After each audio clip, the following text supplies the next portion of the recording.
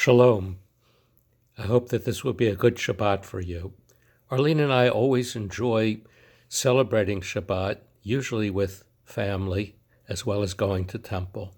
And it's been a little strange these last months celebrating alone. We do our blessings via Zoom with our family, but then we eat alone. And I know that each of us who attends regularly misses being with good friends and family, being led by our rabbis and cantor and musicians, and I look forward to the time when we can return again.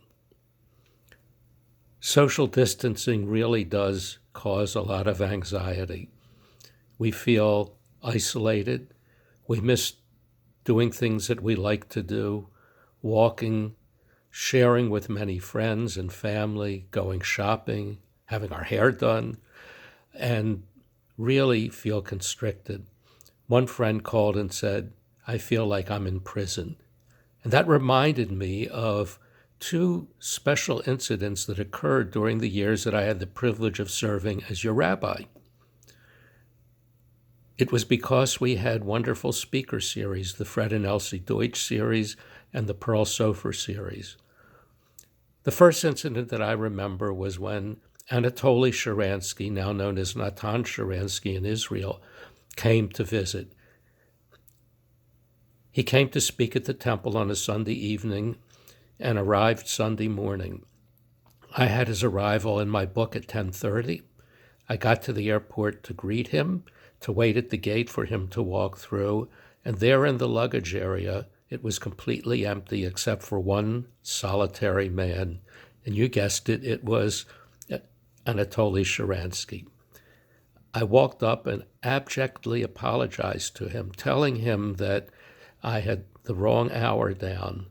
He looked up with a smile and said to me, "You know, after 9 years in the Gulag, 5 years in solitary confinement, sitting in the St. Louis airport for an hour is not so hard." He put me at ease, and he said, "Don't worry, I'm happy to be here."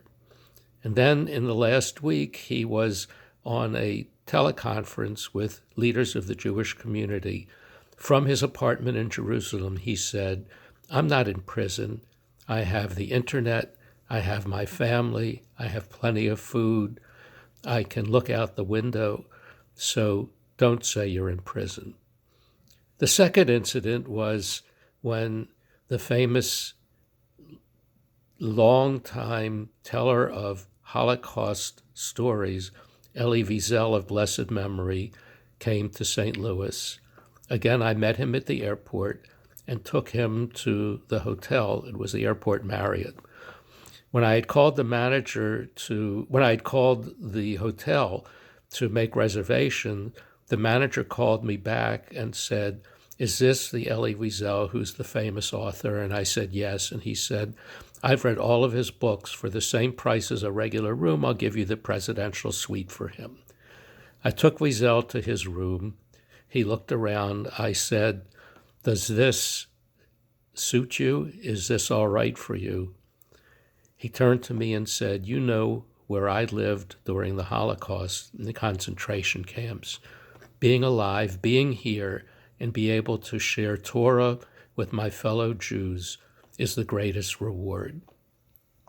I think of these two meetings often these days because when I feel constricted, when I feel placed apart from doing a lot of the things that I wish to do, I think of what these two people did, how they maintained their Jewish identity and concern, and how they looked forward to a future of meaning and beauty.